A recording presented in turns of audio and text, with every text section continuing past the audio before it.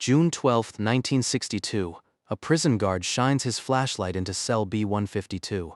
The prisoner appears to be sleeping. The guard reaches through the bars and shoves the shoulder. The head rolls off. The cell was empty. 3 men had vanished from the most secure prison in the United States overnight. They were never seen again. This is the story of the most audacious escape in American history.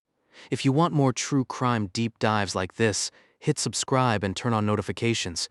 It is completely free and it helps the channel grow. Now let us go back to the beginning. 1.25 miles off the coast of San Francisco, in the dead center of the coldest and most treacherous stretch of water on the American Pacific coast, sits a 12-acre island. They called it The Rock. Alcatraz Federal Penitentiary opened in 1934. It was built for exactly one purpose: to hold the men that every other prison in America could not control. Al Capone, Machine Gun Kelly, Robert Stroud, the Birdmen of Alcatraz. The worst of the worst were sent here, and the rules were brutal in their simplicity. 1 man, 1 cell, 5 by 9 feet, a steel cot, a sink, a toilet, and nothing else. Prisoners were counted 14 times every single day. Talking was restricted. Privileges were earned, never given. Alcatraz was not designed for rehabilitation. It was designed for punishment, and its greatest security feature was not its walls, its guards, or its watchtowers. It was the water. San Francisco Bay surrounds the island on all sides. The average water temperature is 53 degrees Fahrenheit. Powerful tidal currents rip through the channel at up to 6 knots. The Bureau of Prisons calculated that no human being could survive long enough in those waters to reach the mainland. In 29 years of operation, 36 men tried to escape in 14 separate incidents. 23 were caught. 6 were shot dead during their attempts. 2 drowned. 5 simply vanished, listed as missing, presumed dead. No one was ever confirmed escaped until June of 1962. On the night of June 11, 1962, 3 men crawled through solid concrete walls, crossed the roof, and disappeared into the black water of San Francisco Bay. They were never seen again. No bodies ever recovered. No confirmed sightings ever verified. The case remains officially open to this day, over 60 years later. This is how they did it. The mastermind was Frank Lee Morris, inmate number AZ-1441. Morris had an IQ of 133, placing him in the top 2% of the entire population. Morris had been in and out of institutions since the age of 13. He had a documented history of successful escapes from multiple prisons before the federal system finally sent him to Alcatraz. His partners were brothers John and Clarence Anglin, bank robbers from rural Georgia. They had grown up swimming in the alligator-infested waters of Lake Okeechobee in Florida, hardened to cold, open water since childhood. The Anglin brothers were tough, resourceful, and fiercely loyal to each other. If any human beings on Earth could survive the freezing waters of San Francisco Bay on a makeshift raft, it was them. There was a 4th conspirator. Alan West, inmate AZ-1374, occupied the cell directly next to Morris on B Block. West would later claim he was the one who first discovered the flaw in Alcatraz's defenses: the ventilation grills at the back of each cell. Decades of salt air and bay moisture had eaten into the surrounding concrete. The material was crumbling, soft and friable where it should have been solid. Morris realized what that meant. Behind the grill lay the utility corridor, a hidden passage running the full length of the cell block. Widen that hole, and a man could disappear into the walls of the prison itself. The plan began to take shape. It was meticulous, it was patient, and it was built from almost nothing.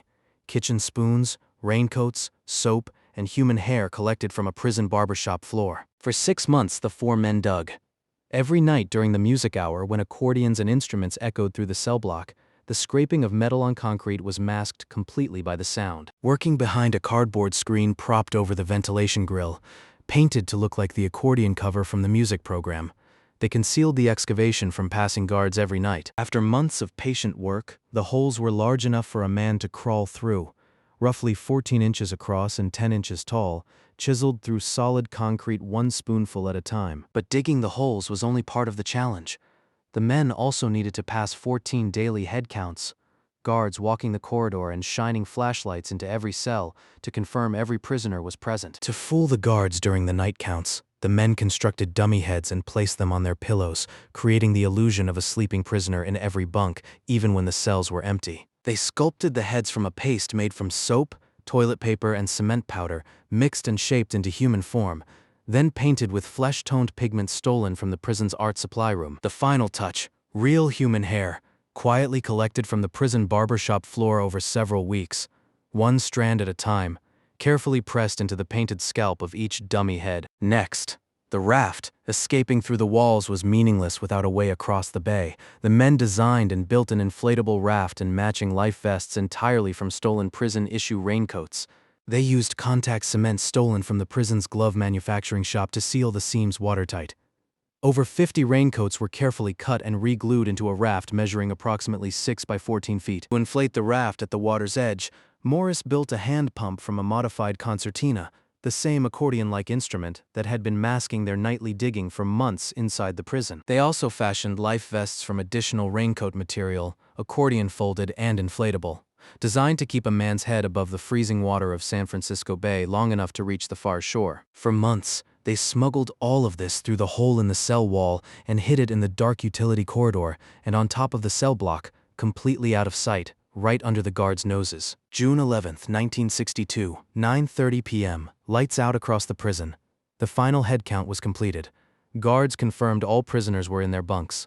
The night fell silent. In cells B152, B150, and B138, the lumps under the blankets were not men. They were dummy heads on rolled-up towels, soap and cement and hair, positioned to mimic a sleeping prisoner. One by one, Frank Morris and the Anglin brothers squeezed through the holes behind their ventilation grills, crawled into the utility corridor, and climbed iron plumbing pipes 30 feet up to the top of the cell block. West's hole was still not wide enough. He heaved and twisted and pushed but could not fit through. Minutes slipped away. He chiseled frantically at the edges. By the time he broke through, the others were gone. At approximately 10 p.m. on June 11, 1962, Frank Morris, John Anglin, and Clarence Anglin emerged through the ventilator shaft onto the roof of Alcatraz Federal Penitentiary. They moved quickly across the roof to the north side. From there, they descended 50 feet down a kitchen ventilation duct and bakery smokestack pipe, hand over hand in the dark, to the ground level of the prison yard. They sprinted across the northeast corner of the prison yard toward the rocky shoreline, carrying their bundled raft, life vests, and waterproof bags of personal belongings. A guard tower's searchlight swept in the opposite direction. At the water's edge, Morris pumped air into the raft, using the modified concertina. Cold bay water lapped at their feet. The water temperature that night was approximately 54 degrees Fahrenheit. They launched into the freezing black water of San Francisco Bay and began paddling toward Angel Island, approximately 2 miles to the north. Hypothermia would begin setting in within 20 to 30 minutes. June 12, 1962, 7 a.m. the morning head count. The guard reaches through the bars of cell B152 and shoves the shoulder of the sleeping prisoner. The figure does not move. Within minutes, Alcatraz was in full emergency lockdown. Every cell was torn open and searched. Guards discovered the holes behind 3 ventilation grills, ragged tunnels chiseled through solid concrete. They found the bent bars on the rooftop ventilator, the hidden tool cache in the utility corridor, the remnants of raft building materials. The full scope of the escape, a full year in the making, was now revealed. The FBI launched one of the largest manhunts in its history, case number 76-26-295. Coast Guard vessels swept the bay. Military helicopters ran search patterns over the water and every inch of shoreline. The search found evidence. On Angel Island, investigators recovered a makeshift wooden paddle and a waterproof plastic bag belonging to Clarence Anglin, containing family photographs and personal items, still dry inside. More fragments were recovered from the bay. Sections of green rubberized fabric matching the raincoat raft material, and a partially inflated life vest floating near the entrance to the Golden Gate. The FBI concluded that Morris and the Anglin brothers had almost certainly drowned. The water was too cold, the currents too strong, the raft too fragile. The Bureau formally listed all 3 men as presumed dead. But doubts surfaced immediately. If the raft had broken apart in the bay, there should have been far more debris recovered, not just a few small fragments. Most of the raft was simply never found. And then there were the personal items. The family photographs carefully sealed in waterproof plastic before the escape. Why would 3 men about to drown bother waterproofing their family photos? Because they planned to keep them. Because they planned to survive. The evidence pointed not to drowning, but to men who reached shore, stripped off their wet clothes, and walked into the American night. In 2003, the television program Mythbusters reconstructed the escape. They built a raft from 50 raincoats using the same materials and same methods available to the prisoners in 1962. They launched from the same point on Alcatraz, at the same time of night, in similar tidal conditions. The raft held together. The crossing was brutal and freezing, but survivable. The escape was physically possible. Researchers also modeled the tidal currents. If the men launched between 11 p.m. and midnight on the outgoing tide, the current would push them north toward Angel Island. From there, the flood tide would carry them toward Marin County. Then came the letters. In 2013, 51 years after the escape, the San Francisco Police Department received a handwritten letter. The sender claimed to be John Anglin, alive, elderly, and dying of cancer. The letter read in full. The FBI analyzed the letter exhaustively. Handwriting analysis was inconclusive. DNA testing on the envelope flap was inconclusive. The Bureau could neither confirm nor deny that John Anglin had written it. The case remained open. If the letter was genuine, John Anglin was alive in 2013, 83 years old, living under an assumed identity, and still beyond the reach of American law after 51 years as a fugitive. In 2015, another piece of evidence surfaced. The Anglin family presented a photograph to the History Channel, a faded image they claimed was taken in Brazil in 1975, 13 years after the escape. The Anglin family insisted the two men in the photograph were John and Clarence, living free in South America, 13 years after escaping from the most inescapable prison in America. The U.S. Marshals Service applied facial recognition technology. The result, compelling but not definitive. The image quality was too poor for a conclusive match. The photograph could neither confirm nor rule out the identification. In 2018, the U.S. Marshals announced new information suggesting the Anglin brothers had been alive into the 1970s. Possibly the 80s, living under assumed identities in South America. The Marshals stated that credible witnesses had placed the brothers in Brazil. The brothers' family maintained strong connections to relatives in that country, people who could have provided shelter, money, and new identities. The Anglin family has maintained for decades that John and Clarence survived. Family members say they received mysterious Christmas cards from the brothers for years after the escape. No return address. Postmarked from different cities each year. They also reported that anonymous bouquets of flowers appeared on their mother's grave for years after the escape, left by unknown hands on dates significant to the family. No one ever saw who left them. The dummy heads, recovered intact, proof of extraordinary planning. The personal items, deliberately waterproofed, proof of intent to survive. The letter, unverified but undisproved. The Brazil photograph, compelling but inconclusive. The FBI's official position for over 50 years was presumed drowned, but in 2015, the Bureau formally acknowledged it could not rule out that the men had survived. The case was quietly reclassified. Alcatraz Federal Penitentiary closed on March 21, 1963, just 9 months after the escape. The official reason was the staggering cost of operation and structural deterioration from saltwater corrosion. Many in the Bureau privately believed the escape had destroyed the prison's claim to being inescapable. Once that myth was broken, the justification for its enormous operating costs no longer held. The rock had been beaten. Today, Alcatraz is a national park. Over 1.7 million tourists visit every year. They walk the cell blocks, they peer into cell B152, the cell Frank Morris slept in and escaped from. They stare at the replica dummy heads. They examine the holes chiseled through solid concrete with stolen spoons. And without exception, every visitor asks the same question. Did they make it? Here is what the physics say. Water temperature, 53 degrees. Hypothermia onset, 20 to 30 minutes. Crossing time to Angel Island at modest paddling speed, 40 to 60 minutes.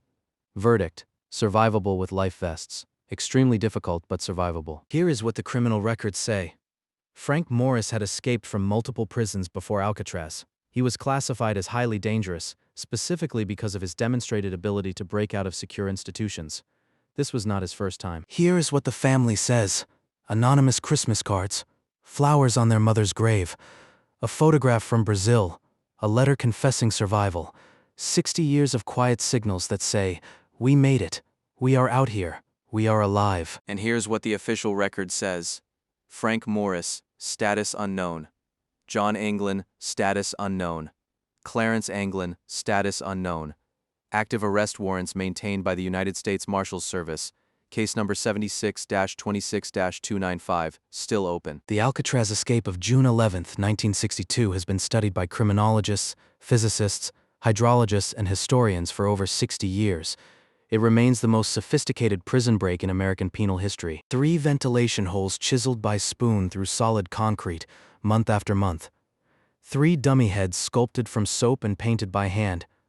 1 raft sewn from 50 stolen raincoats, 1 crossing on a freezing June night into the dark. Some prisons hold the body. No prison has ever been built that holds the will. The case remains active.